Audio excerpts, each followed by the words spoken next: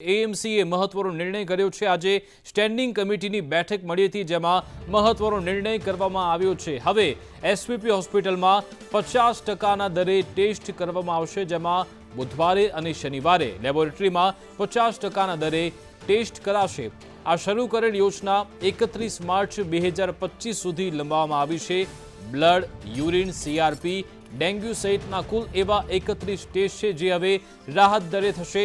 31 March 2025 સુધી આ યોજના લંબાવવામાં આવી છે। અલગ અલગ જે ટેસ્ટ થતા હોય છે, કુલ એવા 31 ટેસ્ટ છે, જે હવે 50%ના રાહત દરે થશે। અઠવાડિયામાં 2 દિવસ જે આ 31 ટેસ્ટ છે, જે 50%ના રાહત દરે થશે। અમદાવાદ મહાનગરપાલિકા દ્વારા Sardar Vallabhbhai institute of research hospital જે ચલાવવામાં આવી રહી છે, એ હોસ્પિટલની અંદર નગરજનોને રાહત દરે ટેસ્ટ થઈ શકે એ માટે દર બુધવાર અને શનિવારે જે સારા એવા ટેસ્ટો છે, 31 પ્રકારના ટેસ્ટો, જેની બજારની અંદર કિંમત લગભગ 1000 રૂપિયા, 1500 રૂપિયા, 2000 રૂપિયા હોય છે, એ એસવીપીના રાહત દરે જે દરે ટેસ્ટ કરવામાં આવે છે, એના 50% દરથી આ ટેસ્ટ કરવામાં આવશે।